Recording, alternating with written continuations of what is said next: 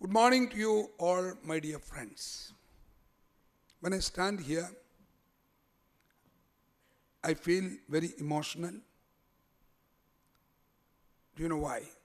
Because from the moment I came to Pune, the Rotary Club of Shivajinagar, all the members, under the leadership of Dr. Pradeep, has made me emotional. The reason is, last 35 years, I've been traveling across the country, animating young people, teachers, and their parents, involved in various organizations. You see, and I too see, hundreds of NGOs, hundreds of groups, including Rotary, religious groups. They are very active to give welfare programs to people underprivileged, get involved in during the natural calamities like earthquakes, cyclone, and the public at large is generous. We do see great works. We have seen it yesterday in Nepal, we have seen it in Gujarat, we see it in Orissa, everywhere. But all contribute to peace and welfare of the humanity. But when it comes to direct involvement of peace building, prevention of conflicts, we find people not very enthusiastic. I used to be very, very upset about it. A lot of indifference. Even the great celebrities who pull the crowds, thousands of them, they don't stand up and speak a word during the conflicts. They are silent. Very often they're indifferent. The good people of this country, they are silent. खामोशी की जो संस्कार हमारा है बहुत ही दर्दनाक है.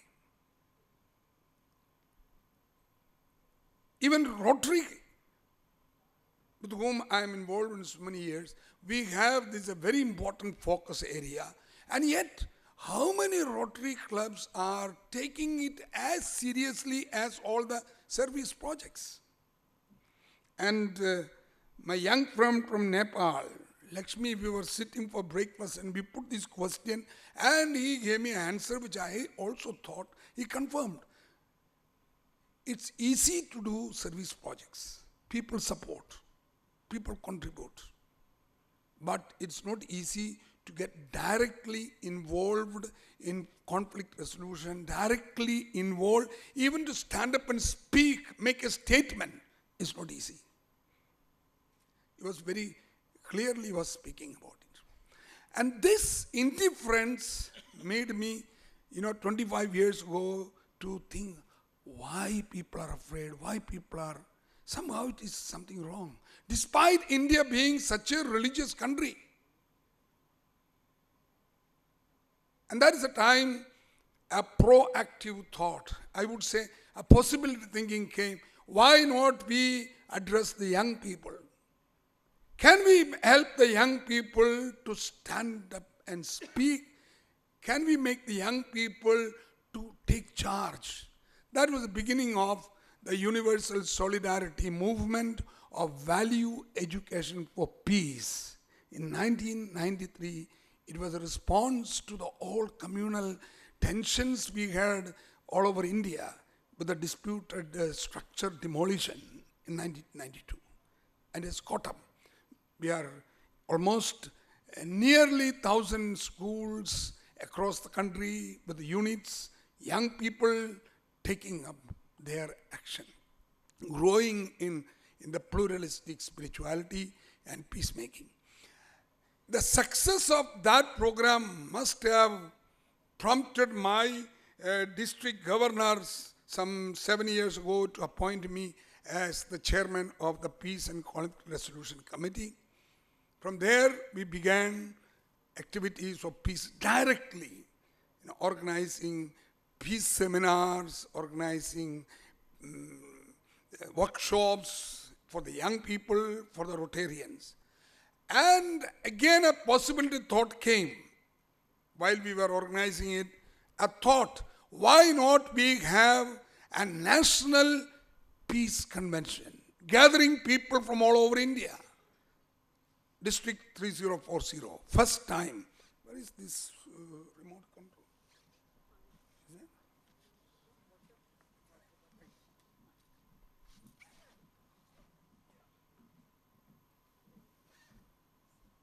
Why don't we have a national peace convention gathering people from all over India? It worked, very hard work. I can imagine how much your club members and Dr. Pradeep must have worked to organize it, because I have done it 3 years, 3 national conventions. We know how much work has to be done to gather so many speakers here. And I felt happy. Something is happening somewhere seriously. And this national peace movement came up with that peace national convention which we conducted in Indore. Over 300 people, Rotarians and non-Rotarians we gathered, NGOs, activists, renowned speakers across the country. And during that convention, every convention we have a peace declaration, concrete action plans, one for individuals to carry it out, one at the group or institution level to do, one we recommend to the government.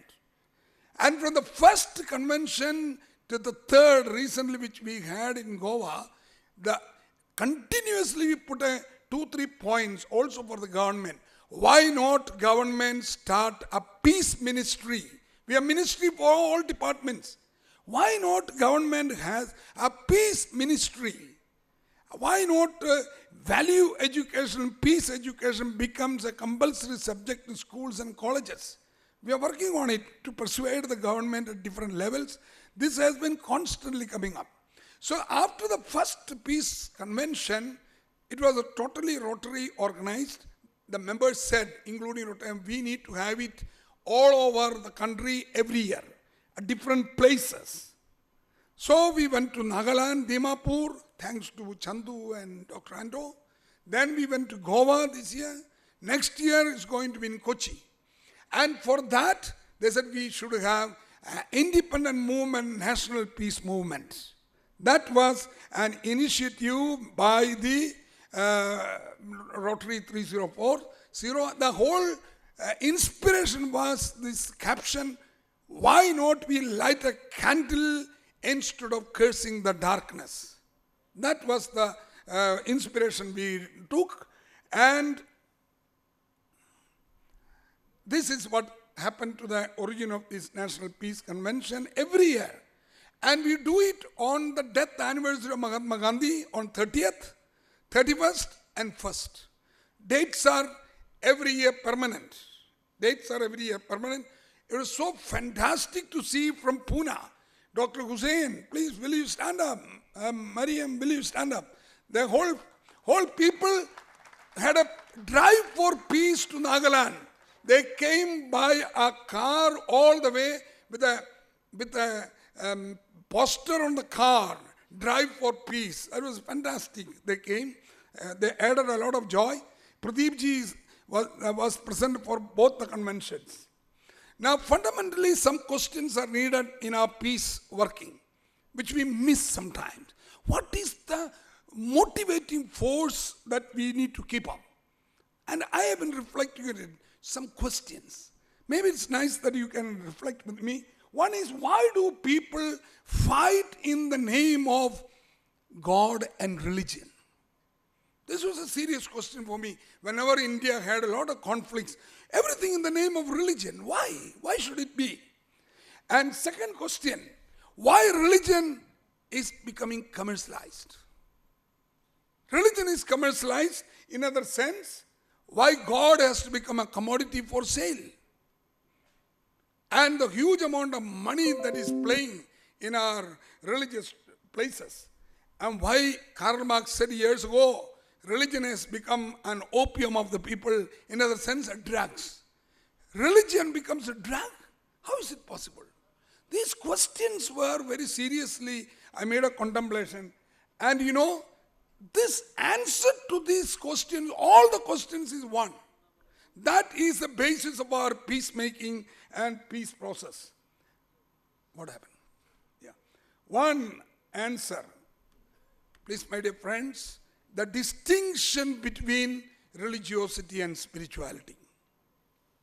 Distinction between religiosity and spirituality. धार्मिकता और आध्यात्मिकता के बीच में जो फर्क है, religiosity of rituals, traditions, and then we have to distinguish between adhyatmikta, spirituality. And when we distinguish that, all divisions go away. In religiosity of rituals, we have divisions. Every religion has got different rituals, externals, discipline. Whereas spirituality of values unite us. Hindu, Muslim, Christian, all can be united on the basis of values of love, justice, peace. That is the basis. And together with that, you must see that religiosity, spirituality, religiosity with rituals, whereas the other one values, ethics and morals. And then religiosity, my dear friends, dharmikta is depending on the beliefs, belief systems. It's different from all religions. But truth is for common. And more people have died for their beliefs than for truth over the centuries, even today. तो शहीदों के बारे में मानते हैं हम लोग, सब अपने अपने विश्वास के लिए, अपने अपने बिलीफ के लिए कुर्बानी दिया है. सच्चाई के लिए मारने के लिए कितने लोगों को हमको मिलेगा? सच्चाई के लिए मरने के लिए किसको मिलता है? It will be very, very few people. And very important thing, traditional practices, religiosity promotes, sustains, defends traditional practices, whereas spirituality is based on scientific temper. Scientific temper, that's very important. This scientific temper is lost, then hum sab andha ho jayega. We become blind. And then comes very important point for our country. Religiosity promotes uniformity, ekroopata, whereas spirituality promotes pluralism. Anekta mein ekta ki jo baat hai, this is what we Indians have not still understood. Pluralism is not tolerance of diversity. जो हम बोलते हैं Bharat is, it's a tolerant country. It's a negative concept. Tolerance is negative because मजबूरी से हम किसी को सहन कर रहे हैं, मजबूरी से. It's not that. Pluralism is acceptance, appreciation, and promotion of diversity. Language, religion, caste, color. You accept, appreciate, and that is pluralism. And that is what we have got 10,000 years ago from Vedas. When it is said, Ekam Sat Vipra Bahuda Vadanti. What does it mean? Truth is one, sages call it differently. Vedas, we have forgotten Vedas. That is the problem. We have forgotten, all the religious people have forgotten essentials of religion. In Christian religion, which I believe, Jesus spoke very strongly. Blessed are the peacemakers, you will be called children of God. Who cares for that? All the crusades and all the violence that took place over the centuries, all in the name of religion. And other religions took it up. Dharma Raksha ke naam par. You don't understand this big dimension. And Vasudhaiva Kudumbakam. And one more very important thing, very often we forget, pluralism is our national heritage, which no other country in the world, as far as I know, have been blessed by God. You go to Europe, for example, they are different in spite of their language written in the same scripts. They are different. But here, such a lot of difference, so many number of languages, 8 different religions, 4 different religions were born in this country, cultural differences, practices. This is a tremendous richness. No country in the world you can see so pluralistic, still united as one country. Nowhere else. And we people don't understand. The narrow nationalism is very dangerous. Nationalism is very important. Be proud of our country. Be proud of this heritage. But we are forgetting this dimension. This is very important for the peace in the country. Now, what are the action plans that the peace movement and the peace convention gives? We say various groups are requested to organize programs for direct peace building in their own area, with the young people, with the Rotarians, with the NGOs gathering together at different levels. This is the vision the National Peace Movement and National Peace Convention gives. Secondly, they said we will have a National Peace Convention gathering maximum people of the country who believe in direct action on peace. Educationists, NGOs, business people, all to be brought. And they come. They come. No big sponsorship by anybody. Usually we say everybody will pay the registration, including the national president. And with that, we manage. And well managed. You don't require so much of money. And it's done normally on the Gandhi's death anniversary. Date is same, you all can mark the calendar. Date is same, 30th January to 1st January. Next year it is in Kochi. After Indore, we went to Dimapur. From Dimapur we went to Goa. And from Goa, now we are going to Kochi.